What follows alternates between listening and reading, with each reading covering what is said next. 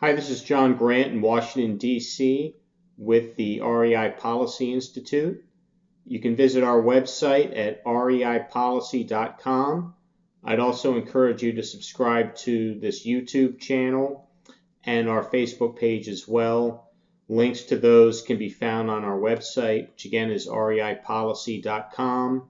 You can also on that website subscribe to our monthly newsletter, where I provide a lot more information than I do in these videos about legislative efforts that we're undertaking, and also information on housing data, sort of trends that we see and opportunities for people in the distressed property industry.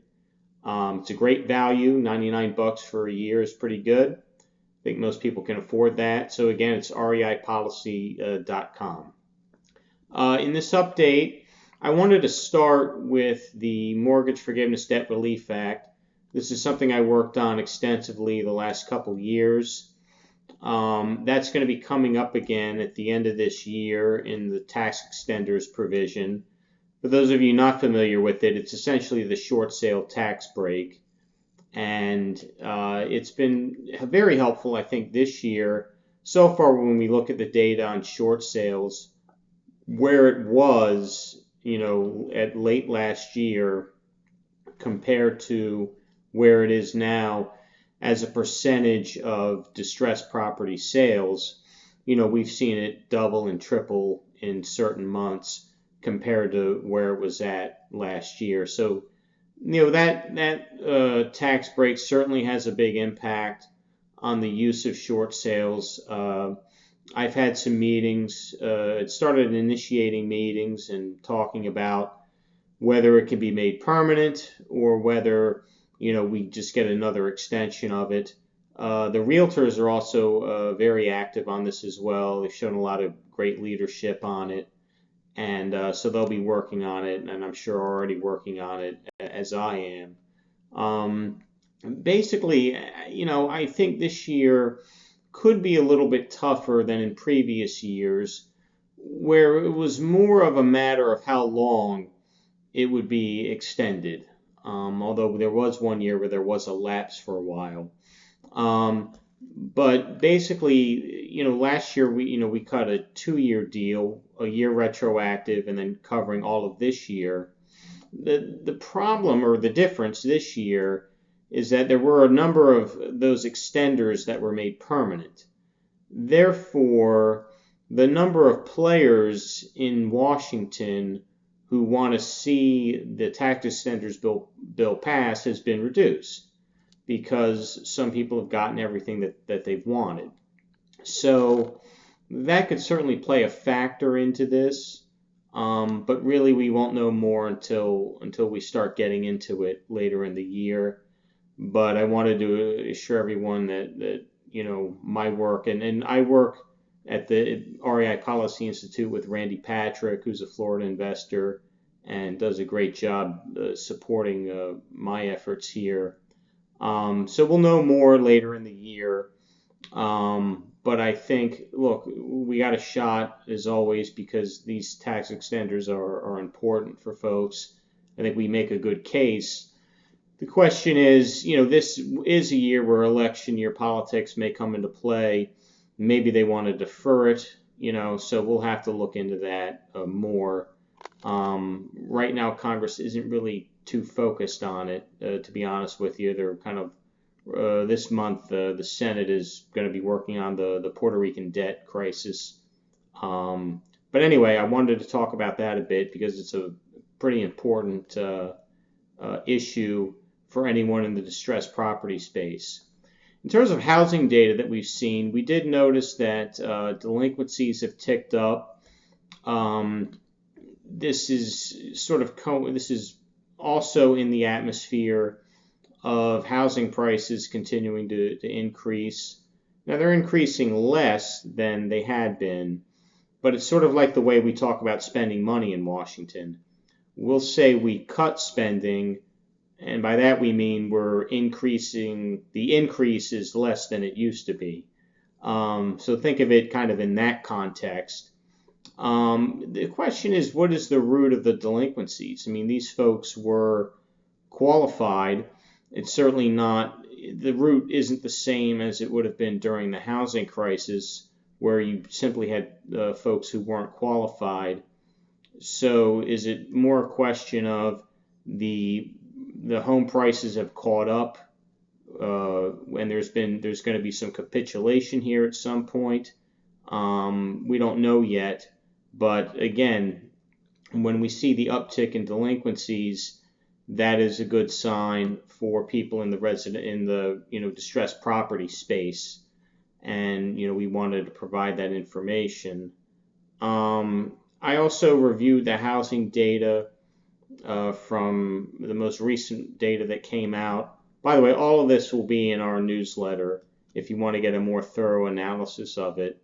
But it looks like the Midwest and the Northeast are kind of holding up well, but the South and West continue to have issues. So, it's been a while since the housing crisis, and people want to talk about whether we're in recovery mode or we're just looking at another major decline. All I can do is look at the data, and I'm not really in the prediction game, but the data clearly suggest that there are many, many opportunities for distressed property buyers out there, and I would still say particularly in the South and the West, but I would imagine all over. But that's kind of what the data is telling us. But again, in the newsletter, we'll have a more thorough analysis of that data. Another thing that came across my desk that I still get questions on, I've addressed it in some other videos, is sort of Dodd-Frank reform, how that might impact products and services based on Dodd-Frank, and within that is reform of the CFPB. I'm not really changing my position all that much. I think there's going to be a major push to try to get Dodd-Frank significantly reformed or repealed, and the CFPB significantly reformed and to make it similar to how other agencies in DC operate. I think in the House, there's no question that the votes are there to get it done, but I think the Senate, we'll see what happens in the upcoming election. But in the Senate, you need 60 votes to get anything done, and I'm not sure that they're there.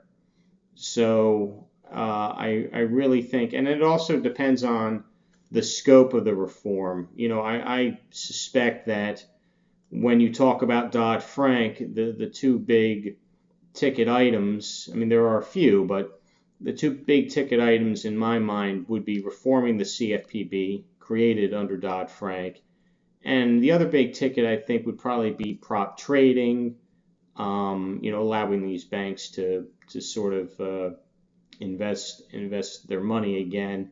I think that there's probably some issues with these living wills as well.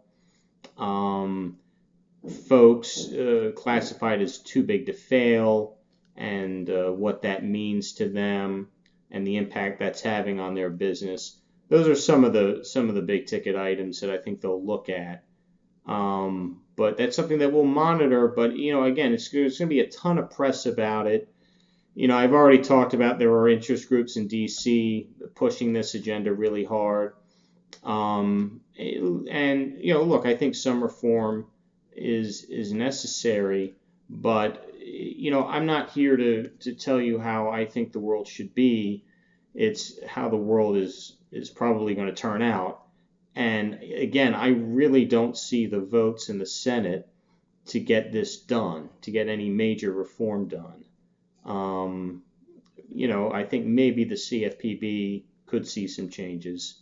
But when they talk about a complete repeal of Dodd-Frank, I think regardless who wins in the presidential election, I think that's a pretty tall order to get done. Final thing real quick I want to talk about. I got an email that was forwarded to me about folks concerned because they were getting an email or a cease and desist about violating a certain patent on a phrase commonly used in the industry. Now, I know that there are some companies, one in particular I know, that have legitimate patents on one phrase in particular. I'm not going to get into the validity of whether or not the patents are valid. That's up to the patent office. But from what I understand from the email, this was a patent that was kind of pending, and folks were getting letters to stop using this common phrase. But then they said, well, you can use it if you give us $20,000. So the question is, what do you do if you get something like that? Well, there's a couple things, and the action in this email was to sign some petition to the U.S. Patent Office. I'm not disparaging anybody, but that's horrible advice. That's horrible. What you want to do is either contact an attorney yourself and get some advice. But the other thing is get information from these folks. Get documentation. If they say, just say, yeah, sure, I'll consider this. Why don't you send me some documentation on this $20,000 offer that you're giving me? Make sure you get the name of their attorney as well.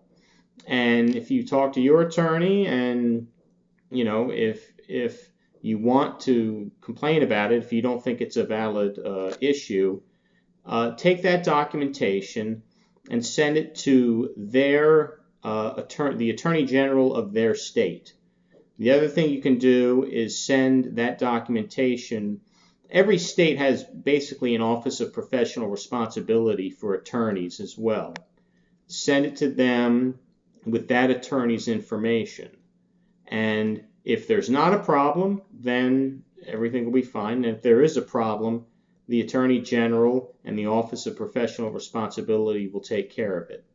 I only offer this advice because I know that there are, a lot of great people in this industry, but there are also con artists as well. There's no question about that.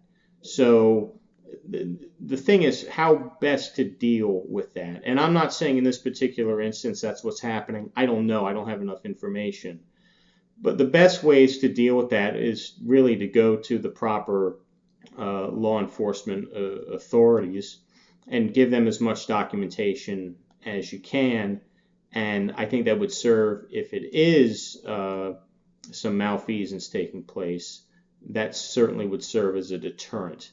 It would be great if the industry had some sort of self-regulatory body, but it's just not designed that way, and I don't think ever will be because of the entrepreneurial nature of the industry. So that's my advice on that. But anyway, please subscribe to our newsletter, reipolicy.com, and I'll have more information for you next week. Thank you.